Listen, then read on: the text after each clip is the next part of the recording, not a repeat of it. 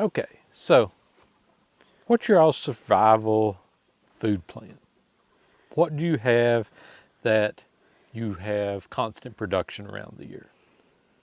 We'll talk about that some. Before we get started, I'm Aaron. Julia's behind the camera, and we are the Canny couple, a small homestead family that lives in rural Southwest Virginia that tries to merge homesteading with frugality.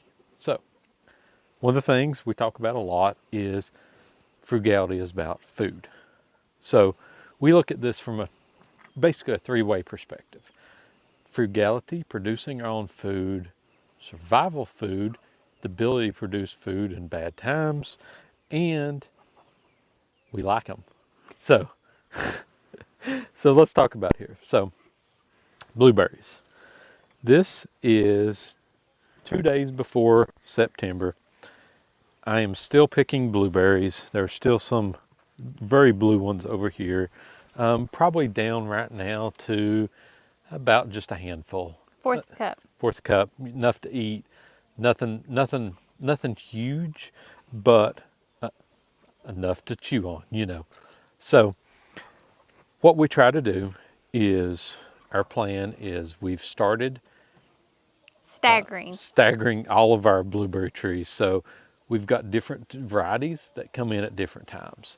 So if you consider honeyberries as well, it depends. Some people say they're like blueberries. We don't consider those, but those would start coming in for us around early May, and then our other blueberries have been starting coming in around the end of May.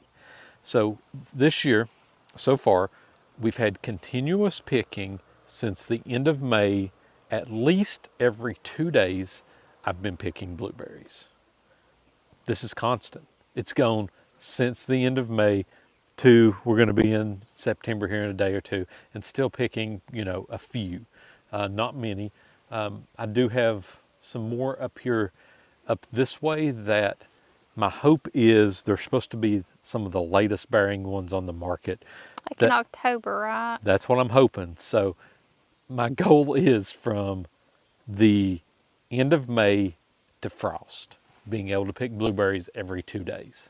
Blueberries are your favorite. They are. They are. They've always been my favorite, but it's something that, it's good for us. If we produce it on our own homestead, we don't have to pay for it, because, if you're going out paying for blueberries right now, you know how expensive they are. We can what we can't eat. Exactly. When we get the very large picking times of the year, that's usually in June, that we produce enough then that we put up some for the winter months at that time. And those are things, like, comes from my birthday. I want, like, usually like some sort of blueberry cake or something, that she'll get those out and do that. So that's usually in October. So maybe eventually we don't have to bring out any canned ones. We'll be able to produce enough up to that point. So it's something, always look into about, what is your strategy, on the homestead, permaculture wise? What are you trying to do? Like for us, it's about constant food production, as much as we can do basically all year round. It's probably not going to be all year round. It's probably going to be, except the winter 7 months, to 8. 7 to 8 months, which would be amazing. We'd like to get the greenhouse going so we can do more. We've got plans, We've got but plans, but that's not a right now thing.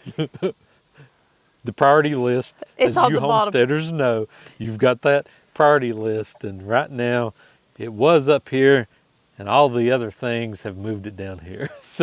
Yep.